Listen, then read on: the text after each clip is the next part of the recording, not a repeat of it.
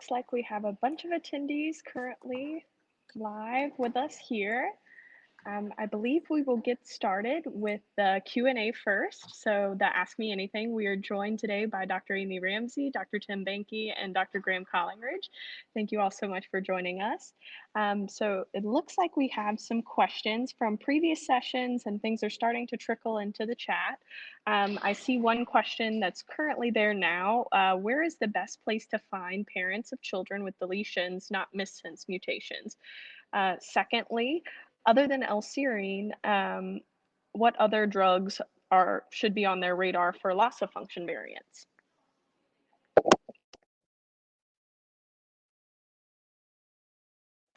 I wonder if to answer the first one, I wonder if the GRIN Connect website might be a good portal for parents to find each other.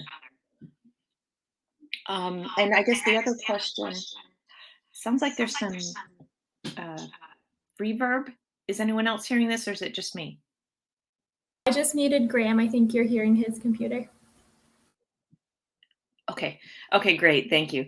The other question, I am not up to date on other medicines that are being trialed. I think that maybe Dr. Benke knows that more than anyone. So unfortunately, other than the L-serine trial, there aren't any other active trials, but there are some things that would work similar to L-serine, some compounds that have come out of Steve Train-Ellis's lab and work that are potential compounds that somebody, could advance towards a clinical trial. And both he and I have been in touch with some companies that are interested in developing these. So other than being kind of generic, unfortunately, than that, I think we're waiting for those to move forward. But I think importantly, what we need is to find somebody that can fund, hopefully maybe one of these companies could fund the trial in order to do it correctly. Such a trial is not necessarily going to be cheap. I think that we would need 30 to 40 individuals in a randomized, double-blind, placebo-controlled trial. And depending on what sort of outcome measures that we use, I think that's going to be expensive. It's going to be about neighborhood of $3,000 to $5,000 per individual to do a trial like that. But I think all of us are open and willing and waiting. We just need the right configuration and drug to move forward. Great, thank you so much. So our next question is, do gene therapies make a gradual improvement over time? Or would we expect that gene therapies would make a gradual improvement over time? I believe they are making improvements. Gradual, we were first talking about doing gene therapies in the 80s and 90s, and then really nothing happened for a long, long time. And then, I think that things are now starting to happen where we're seeing some gene therapy treatments get approved and be effective. So I think there was a long period of time where they were working on it, and now looking at the number of medicines that are in clinical trial or are about to go into clinical trials, there are a lot of them. And I would expect that in the next 5 years, we're going to see several more get approved. And then as far as improvements go, I think that things will start happening faster now. There was a long period where nothing happened. And now I think the scientists and the people who specialize in gene therapy have made the progress where now I think things will happen more rapidly. So there are 3 companies that I know of that are probably going to file their paperwork with the FDA for doing gene therapy in Rett syndrome. They're saying by the end of the year, but we don't know if that's really going to happen or not. So we'll see. But that's the one of the only gene replacement therapies that's on the immediate horizon from a clinical trial standpoint that I know of for a developmental encephalopathy, which, you know, GRIN disorders fit into that category.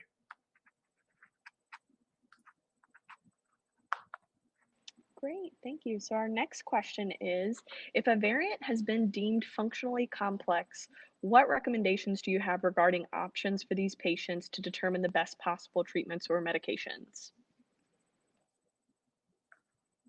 Do I get that one too?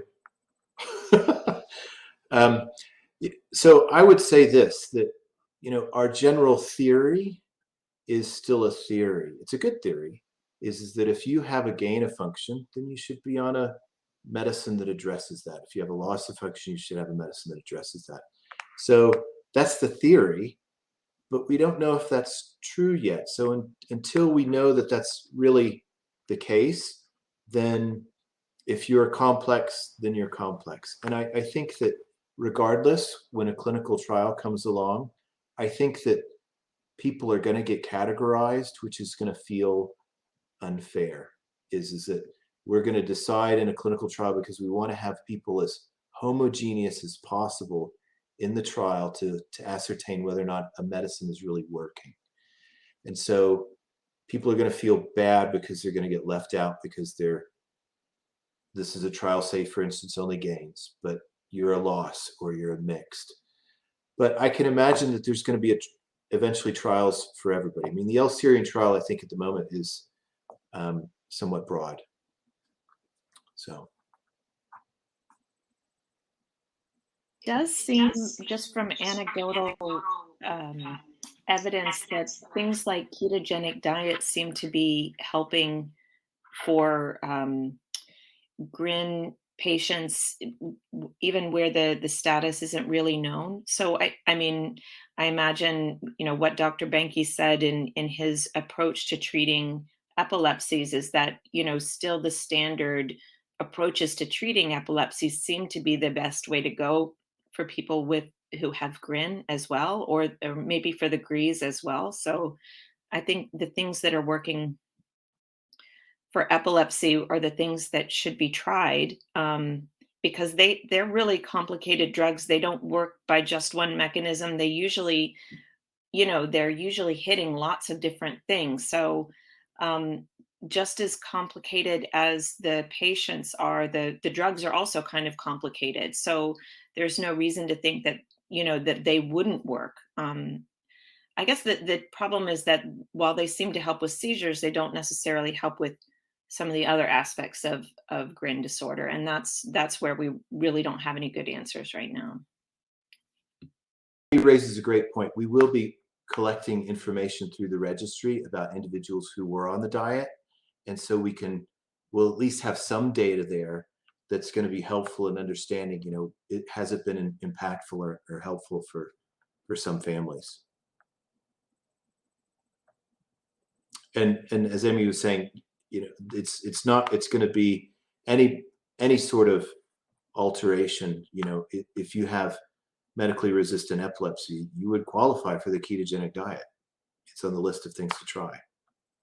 Thank you both. So I have a question for Graham. I've tried to direct his attention. I'm not sure if he can hear us right now. Graham, can you hear us? Thumbs up, maybe. I still don't think he can hear me. Amy, if I'll write the question down and show it to Graham. I put it underneath. It's a question regarding loss of function, gain of function from the last session. If it's in the thread in the chat, where Graham says that he can only hear you, Amy. Oh, that's nice. Okay, I can read the question to you then, Graham. Thanks. Sorry. The only person I can hear is bizarre. Oh, we hear you. We hear you. Okay. So what is the question? Where would I find it, Megan? Underneath that in the thread where I put a reply. If you click the reply, you should see it. Is that the one from Mustafa? Yes. That I can see? Okay. Yes. So ask him. Okay. regarding the ketogenic diet, that one or the other one? Okay. What is the approach towards the variants that cause the inability to bind glutamate at all? I was reading that question when I couldn't hear anything else. Okay.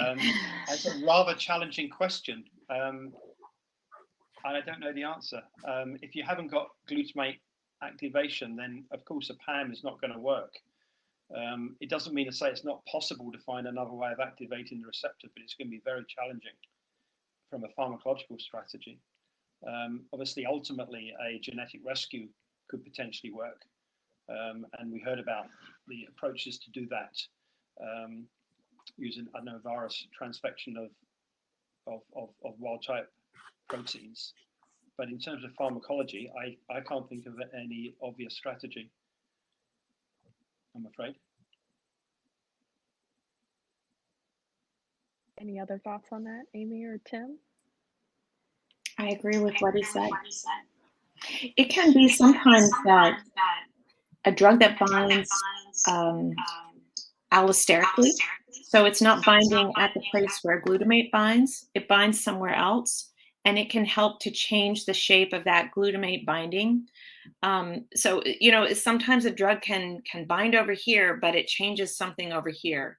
And it may be that even if on its own, that glutamate pocket is not very available to glutamate, when you add in that allosteric drug, that now the glutamate becomes available. So it could still work, but you would have to try it experimentally to know. But it will be more challenging to find something. Okay, all right. We will move on to the next question, which pointed out that if it's a heterozygous, which most of these variants are, then you still have an agonist binding site, a normal agonist binding site, and one that isn't working. So you again, you would have the potential to potentiate there. I mean, I'm not actually aware of some variants where there is no agonist activation. Is this established, or is this theoretical? Latter. I mean, when you do it in cells, you usually have just the mutant, and well, no, the Trainellus group will add one wild type, one mutant, and then the other two to make the functional receptor.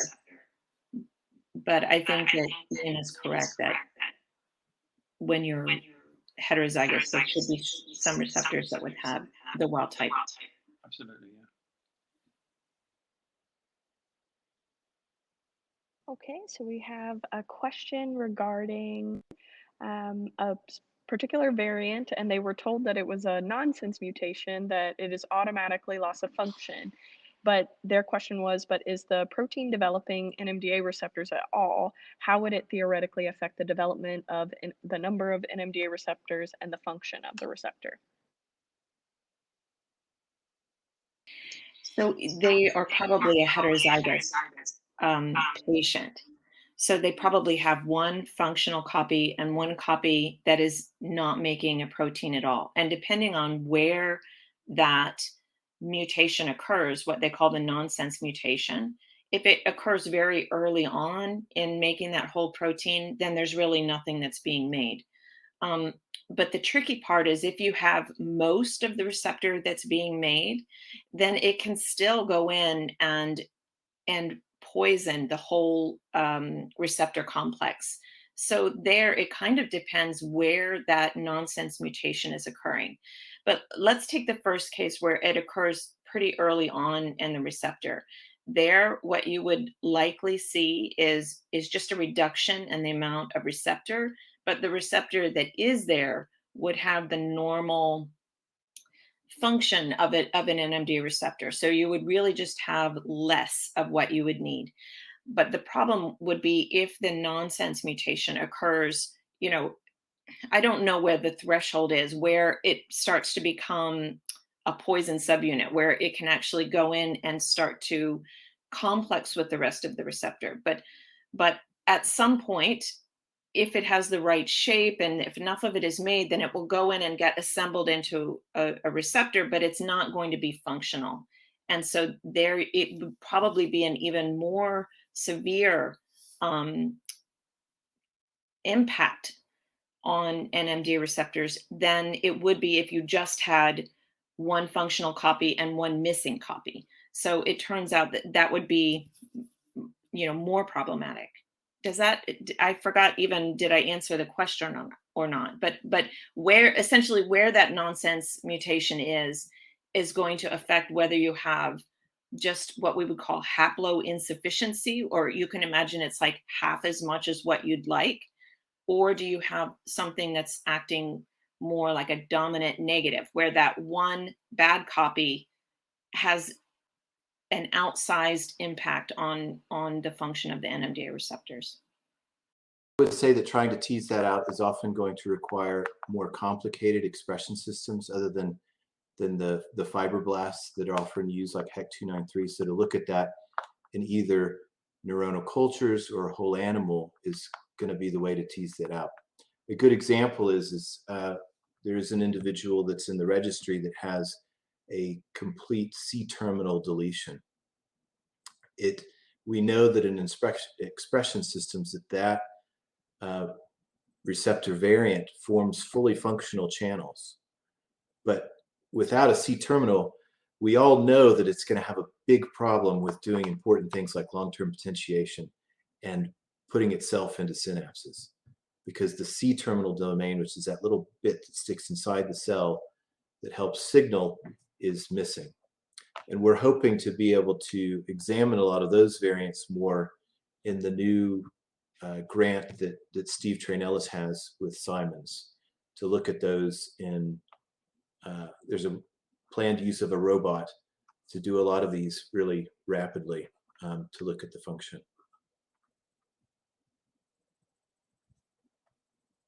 Very exciting. So our next question, looks like we had a couple on ketogenic diet. So there was a question about, is there any knowledge about higher ketones being better? This particular person said that they read a paper that ketones level of 5 and above was found more effective in treating some epilepsies. And then there was an additional question related to the ketogenic diet was, is ketogenic diet helpful for loss of function GRIN1 children as well, if they are non-epileptic? So it's a good question about the level of ketones. Amy may have some information just from what she knows with her use, but at least in humans, the level of ketosis often varies, and it's going to vary with the type of diet that you use. Whereas the Atkins type diet, you may tend to have lower ketones, whereas the full-on ketogenic diet, you're more likely to have higher ketones. Yes, there have been reports that higher ketones do better with epilepsy, and it kind of speaks to the overall issue that we still don't understand fully how the diet works, but it does. And then the other question with regards to the diet and individuals without epilepsy, I don't think that it's been tried, and I think it's going to be hard for clinicians to jump into that with an individual because it's not really clinically indicated.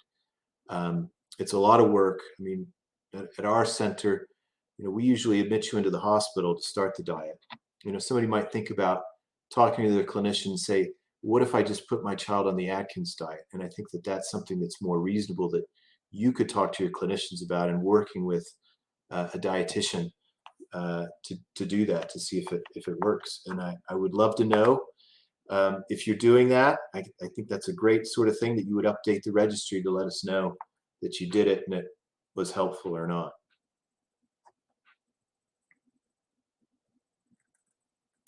So I don't really know much about the level of ketones. We do measure that when we do our studies in mice, but I don't know, I haven't read anything about needing to reach a certain threshold. So it sounds like Tim knows more about that than me. What we have been looking at is both, does it reduce seizure frequency or intensity? We've been doing this with both the ketogenic diet and with beta hydroxybutyrate. So just giving that one ketone on top of a normal diet. And we have seen similar benefits with just the BHB. So this is just in mice, and it's just with a few of the models, but it's with a gain of function and kind of a generic loss of function model that we have. And for the loss of function, we do see some very modest benefits in some aspects of behavior beyond seizures. So I think that it is possible, but it does seem that the BHB in the mice is sufficient. So we don't really see any benefit from the ketogenic diet over just the beta hydroxybutyrate. But I think, you know, what Tim has said in the past, and I think he's correct, is that the way to do this, to figure it out in humans, would be with a clinical trial that would be randomized and placebo-controlled. And I would imagine that it would give a modest effect. I don't think that it's going to, I mean, just from what it does in the mice, where we can control for every possible environment and genetics and everything like that, and we can use very sensitive measurement tools, we see modest improvements in cognition. So I think if it did help in the patients, I think it would be modest. But yeah, that's what we've seen so far. Great, thanks so much. So it looks like we have a couple of questions that have been added. Some of them are variant specific, so that might be something that we have to come back to later. There was one question that was more general, related to the current knowledge of GRIN-related cell therapies. What would be the approaches, and any insights or ideas are appreciated. I'm not familiar with any cell therapies. I haven't heard any word on that. So maybe maybe could you give some elaboration on maybe the person asking the question could give a little bit more elaboration on what they mean by cell therapy. Do they mean like implanting cells into the brain in the same way that we talk about doing that for Parkinson's disease? You know, I guess that's something that could be thought of, but I think it would be challenging for something like GRIN, where really, you know, neurons throughout the brain are going to need NMDA receptors. I'm not sure that you could fully supply that with just a cell, implanting cells into the brain. So I'm not familiar with anyone who's pursuing that right now, but I don't. Well, we have another question on, has there been any reported side effects on the use of L-serine at high doses in the clinical trial? I haven't heard any reports. I think that's a question for those folks that are running the trial, but they probably, yeah, they're going to know. I am trying to type in a response to one of the questions about a variant. Great.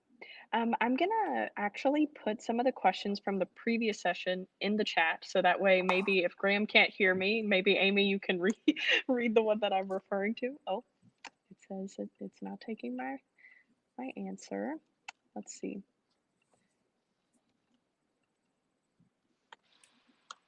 There we go. Okay, so there is a pretty large question there. If a variant has been deemed functionally complex, I think we did address that first part of the question, but the second part of the question was, when we refer to loss of function or gain of function, is that at the protein level, or is this going to be at the receptor level? For instance, for this particular variant, they were told that it was loss of function, and they assumed that it was at the neuronal level. Is that correct? And how would they know how this variant would affect development and function of the NMDA receptor? This is a great question.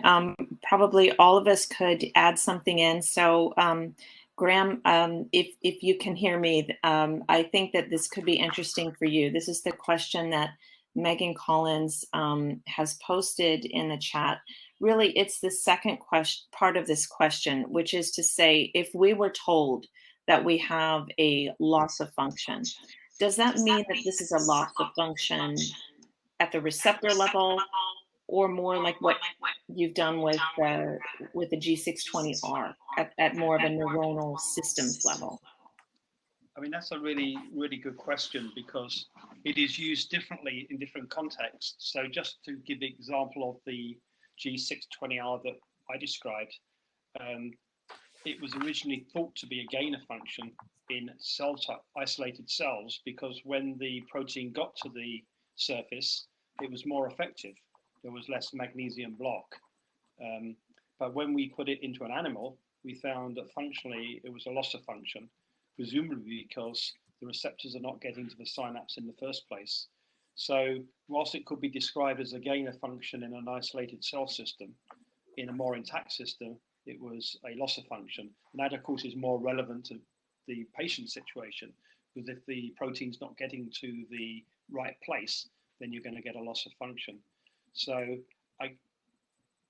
it really comes down to what you're describing. Even within a patient, you could get multiple gain of functions or loss of functions, but the overall net effect is likely to be one or the other. I think the best way to identify that experimentally would be to do what we did, which is to make a mouse. But of course, that's very time consuming, very expensive. So it's not practical to make a mouse model of every single variant there is out there. I wish it was possible, but that gives you the best indicator in terms of an experimental model. So I think there's two questions. One of the questions here is there, when you have a variant, you could have less protein at the synapse, which is what Graham is describing with that particular variant. Or you could have the same amount of protein that you would normally have, but the receptor is not functioning as it should. It's functioning less. And I think in terms of this particular variant, it's such an early nonsense truncation that, as Amy was talking about earlier, it's probably not even making it to the stage of putting channels together. So it's probably an overall decrease in the number of that subunit in the receptors at synapses. But again, these are the sorts of things that need something beyond. They need a more advanced expression system to try to tease these things out, like either a mouse model or hopefully some other more high throughput methods with neuronal cultures, which is what Steve Ternellis is hoping to do with the current funding that he has from Simons.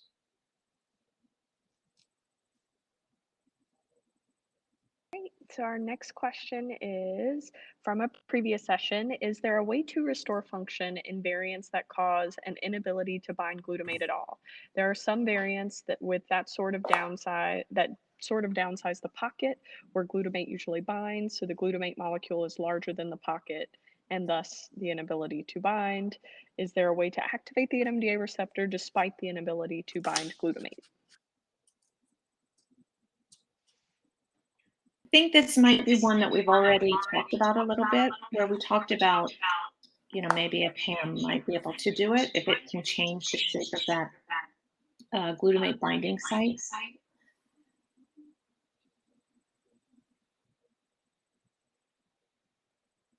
Perfect. So I'm not seeing any more questions that appear to be unanswered at this point in the chat. If there are questions that people have from previous sessions that were not able to be answered in those sessions, if you could please type them in the chat now so that we can circle back to those, because I'm unable to see them, unfortunately. Oh, we have a new question now.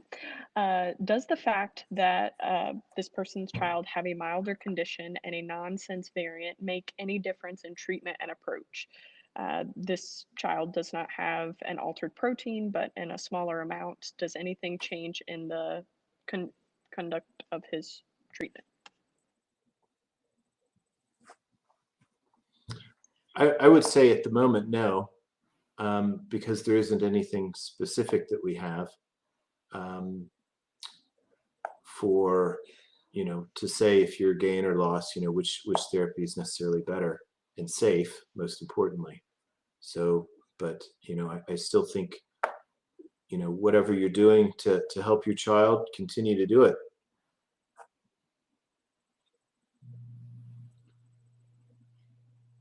Thank you, Tatiana, for buying lottery tickets.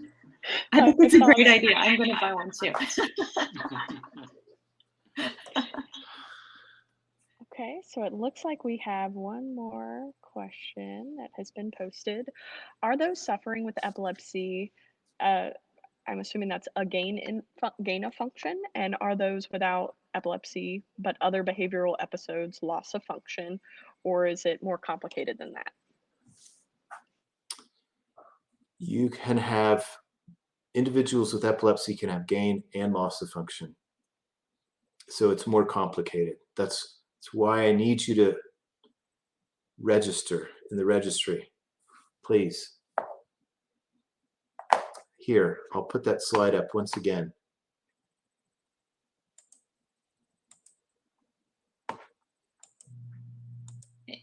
I have noticed with the mice, for many years we worked with just the loss of function, and they did occasionally have seizures. But now we have a gain of function at the same gene, and those mice have a lot more seizures. So I do wonder if, when you analyze all of this data, all of this patient registry data, if something will come out. Yeah, I think it's going to be very complicated. It's going to have to do with, yes, they're a gain of function, but it's only in certain parts of the certain types of gain of function, because not all gain of functions are the same. And same with not all loss of functions are the same. How we've talked about less protein versus same amount of protein, but not functioning correctly. I think it's going to be nuanced. And I think that's why, when we do clinical trials, we're very careful about how we cohort people, because we want to make sure that we're getting a good signal with a uniform group of people to say that, certain treatments are safe and effective. So it looks like those are, oh, here's another one. In a case of a GRIN1 child that has no other similar variants, and that particular child's phenotype is milder, will they also be eligible for such clinical trials in the future? I think that depends on how the trial is set up, but I think that we would, as much as possible, I'm saying we want to cohort things, but if you meet the criteria, then we would be looking to see, more severe and less severe in that particular criteria. I think this goes to Denise's point, and I'm a broken record here. It's another reason why you need to get into the registry, because I imagine that I want to have 10, 20, 30 kids with the same variant, so that we can know the breadth of what just even having the same variant looks like. We know that this is true for other epilepsies and other developmental encephalopathies. You can have 100 kids with the same variant in MECP2 causing Rett syndrome, and this child is walking and this child is not. And so there's a lot of other things that make you who you are. But again, understanding that breadth is really important, and we're only going to get to it through the registries. We have another question. How much do we know about epilepsy and loss of function? Can we assume that the epilepsy is caused by the non-functional inhibitory systems due to the loss of function of NMDA receptors on the GABAergic neurons? No, Emily is a mom, but she sounds a lot like a neuroscientist right there. Sign her up. Exactly. You want to come work in the lab? Yeah, that's a very likely explanation. In the loss of function mice that we've studied for a long time, we do see fewer GABAergic neurons, fewer markers of some of the different types of GABAergic neurons. Whether this is those neurons dying or whether they aren't made as often, it's not clear. I haven't seen anything that's looked at it during different stages But I do think that, yes, there is a loss of the input of the GABAergic neurons. They might be made in fewer amounts, or they might just be firing less than they should. But that's a big question. Perfect. So we have a question from a GRIA parent that their child has 3 amino acids missing from the middle of the GRIA2 gene. Initially, they were told that they were the only one. Do we know of other partial deletions in the GRIA genes, Dr. Benke? There are, I'd have to go look at the list, but this is the sort of thing that changes practically on a daily basis. I think this is one of the reasons why it's important to revisit your genetic specialists, and they tend to be the ones that will do this more than, say, your neurologist. But essentially, when you revisit your geneticists, you're revisiting them to say, hey, what's new? And they're not necessarily looking at what's new and been published, but they look into the databases to see what's been put into the databases since you were last there. And these are databases that the different testing companies, as well as researchers, will input those changes into the database so that your clinician can look and say, oh, it looks like there's been so many more reported. Sometimes what they have to do is they have to go back and query with the testing company and say, hey, what's new in this particular gene that we can report to our families? So We'll take another call for questions, additional questions. If you had something that didn't get answered earlier, if you want to type that into the chat.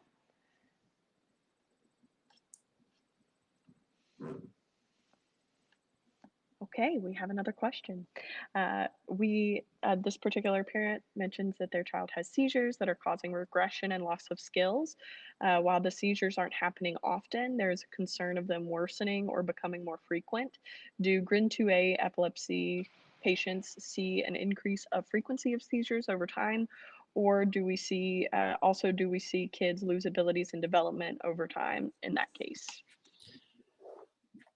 yes, so one of the things that we get concerned about with GRIN 2A is whether or not there is an increase in seizure activity just associated with sleep.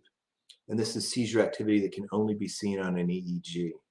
So your child may be having more seizures during the day, but this is a reflection of activity that's seen while they're asleep and can be only seen with an EEG. This would be what we call continuous slow wave spikes of sleep, or electrical status epilepticus. And the only way to look at that is to have an overnight EEG to look to see what the spike wave index is, to see if that's changed.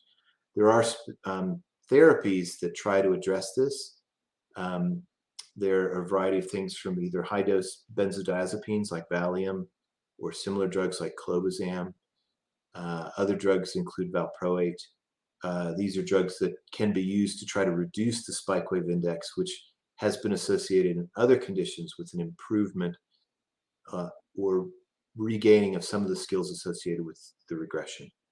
Great. So I found another question from earlier in the day that I don't believe was answered. Are there already natural history studies planned that include new EEGs and communication questionnaires? So we are continuing to collect EEGs on our patients. I think one of the questions, it's a great question regarding communication, because the question really is, what's the best tool should I be using to assess communication in this population and other populations as part of a clinical trial? And surprisingly, there isn't a good tool necessarily that's been validated in specifically this population or a lot of other populations. There's one measure called the ORCA. There's another measure called the CSBS. There have been some discussions about trying to trial this, one or the other, within GRIN populations to see what the best way is to measure communication.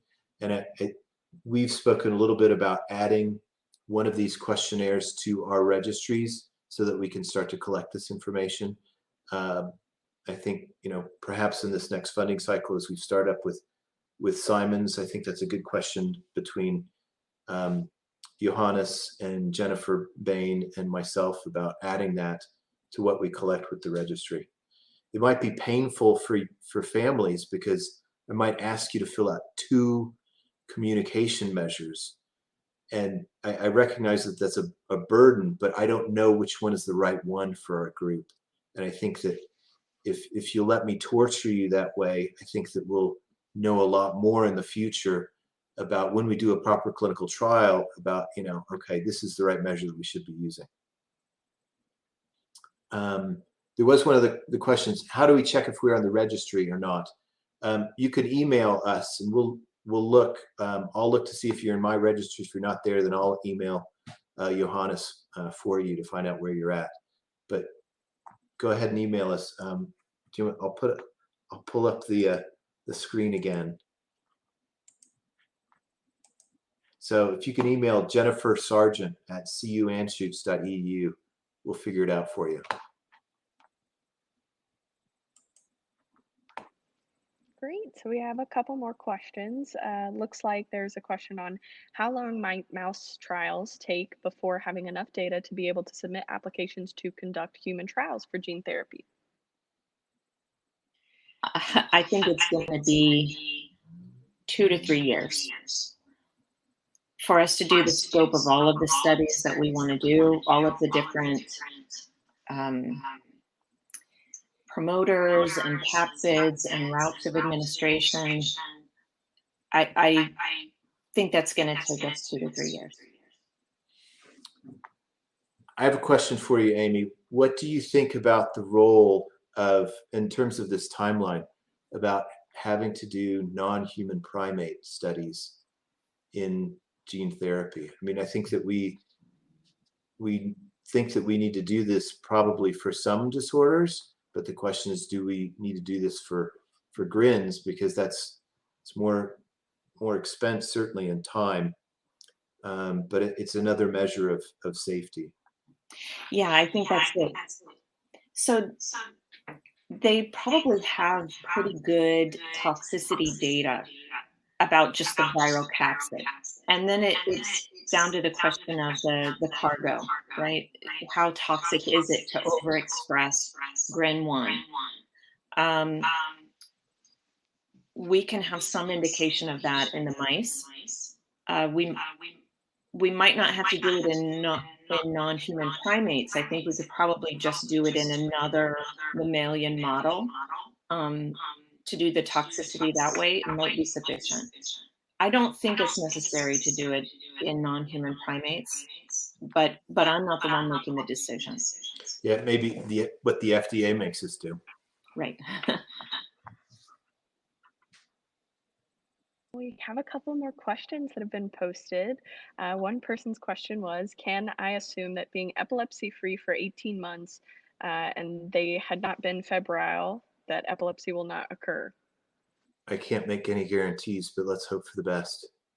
Our next question is, the standard microarray genetic test didn't catch this person's son's GRIN2A mutation, but a special epilepsy panel did.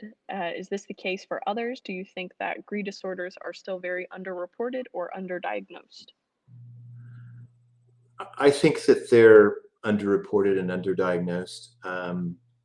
The latest recommendations is that any individual with intellectual disability and epilepsy is that they should have a panel, and if that's negative, then move to exome. We're writing a review paper that hopes to hammer that more for these disorders as well. There's a lot of evidence that says that if you have epilepsy and you have intellectual disability, then you should have a panel. And even if you just have intellectual disability and autism alone, you should have a panel in exome.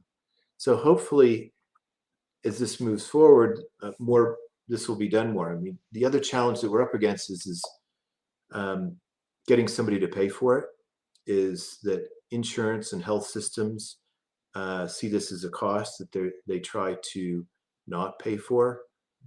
It's one of those things that I spend my time on the phone arguing with insurance companies saying, you need to do this. This is standard of care. And they'll say, well, show me the papers. And it's like, okay. But it's a frustrating thing that I hope with time will get better. I think this is one of the reasons why, with a lot of these issues, that we need to come up with better financial solutions if we're going to really tackle this, because I think that's part of the overall problem. Second question for you, Tim, related to registries for non-English speakers. How does that work? So for our registry, we've translated the consent form into a number of different languages. I think it's in Italian, it's in Portuguese, it's in Spanish. But I think that we should think about how to translate these questionnaires into other languages. Oftentimes it's not as straightforward as a simple translation, because even when if you were to translate something's verbatim, as you know, they take on a whole different meaning. And so it's a bigger process than just a straightforward translation a lot of times, especially with these what they call psychometric measures, because usually if you've validated a measure in English, then when you shift to another language, you have to repeat that process to say that it still works, and then you get similar scores. So it's a significant process. But we might take you up on that. So I don't see any other questions in the chat. I'll just go ahead and make one last call if anybody wants to have their question answered in this fantastic Q&A by our experts. If you could please post your last questions in the chat, and then we'll hand things over to Keith and Denise to close us out. Just wait a couple seconds, see if we have any more questions. Can I ask a follow-up question? So when there was a question about testing on primates, so I know that Homology, who's Amy is partnering with for the gene therapy trials, they've done testing on primates with the vectors. But in terms of the safety that Amy mentioned, like the danger of overexpressing a gene, I wonder if the fact that all of the GRIN genes form tetramers actually safer, because the other genes are sort of limiting on just how many of the receptors can be made.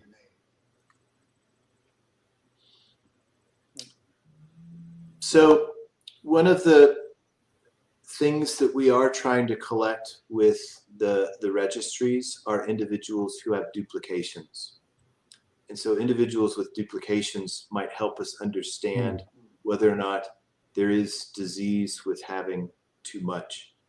So it's a question of, are GRIN disorders Goldilocks diseases? Not too little, not too much, just right, or not? We know this is the case for some disorders like Rett syndrome. But at the moment, I mean, I know from our registry, I think we have maybe just 3 duplications, and it's always difficult to know, because usually when you have a duplication, it's not just the GRIN gene, but it's a lot of other surrounding genes as well. Is it those that are causing a problem, or is it just the GRIN gene? So I'm all in favor of more testing and more safety, because I'm the point of the spear, and my prayer is please God, don't let me hurt anybody today. So I think that it is, more testing is not a bad thing if we can stand it. Mm-hmm. Yeah, I think all parents feel the same way. If I could just add on to that, Keith, just looking at this question of what happens when you overexpress, I think there are some systems in the cell to try and break down excess NMDA receptors. The other thing for gene therapy is that the problem is getting enough made. It never seems to be that we're getting too much made. So when we talk to those people who are experts in gene therapy, they're, like Dr. Barzell, he was saying, it's really never a problem that you're getting too much expression. It's usually a problem of, are you even getting any expression? So for the gene therapy part, I'm not sure that this will be a problem, but we'll do the experiments very carefully, looking for that.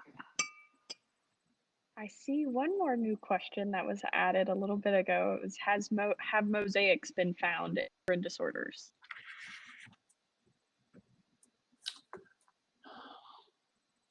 We haven't come across any in the registries.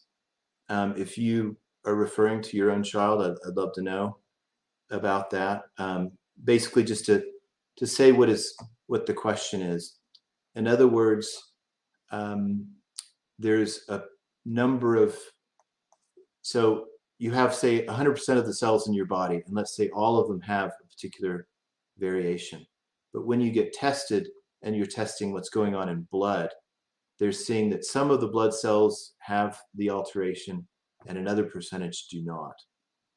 So this is what we call mosaic, and that it implies that the spelling mistake happened later in development. So after the sperm and egg came together, after you went from 2 to 4 to 8, 16, further on, one of those cells had the spelling mistake, and then it propagated just to those cells that came from that cell. So you ended up the mosaic situation. And when you detect a mosaic, it depends on how good your testing platform is, because there's a limit as to what degree of mosaicism can be detected. So if you're, a 50-50, that's pretty easy to detect. But if you're a 20-80, that may not fall within the limit of detection of the genetic platform being used. So we may be missing some that are mosaic based on this.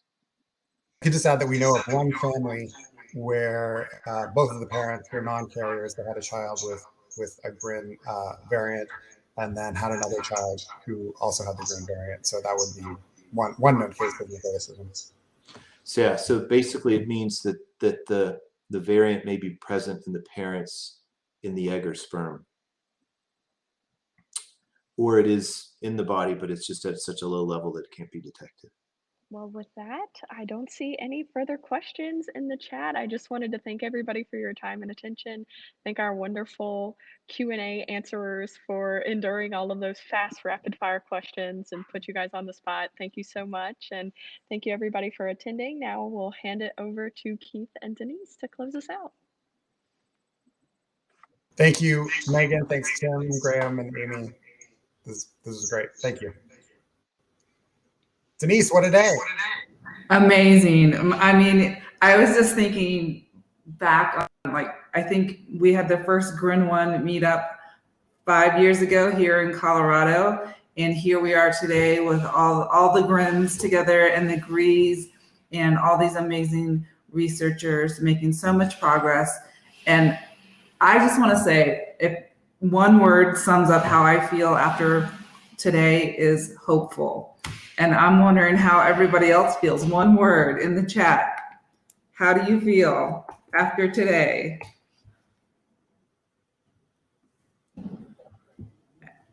I mean, so much progress, right? Excited, yes. Yeah, and I think, I think we've seen progression through each of the sessions that we've done, the different times families have gotten together. And, to the point where today we actually have 2 different industry partners, one of which is making meds that Amy talked about in the gene therapy session that she's going to try on the green mice, and then another new company that's been founded just focusing on developing GRIN drugs. And so it's an amazing time. And we knew there were going to be setbacks during COVID, but it's great that the researchers and industry have still made such progress, and lots to hope for. Thank you all. It was so great seeing so many new faces and reconnecting with old friends. And we hope to connect again soon, hopefully in person in the spring, right?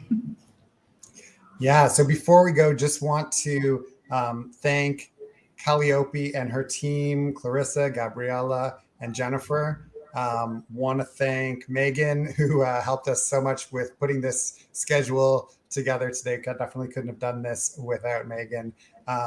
And thanks to the GRIN Board of Directors and the Science and Medical Advisory Board. We really appreciate all of the speakers today. There were so many. We don't have time to name them all, but thanks to all of the families and researchers that spoke here today. And we can't wait to see you all again in person. An amazing job, Keith. Thank you for all Thank you, Denise. the hard work. Thank you. Bye, guys. See you soon. Bye, guys.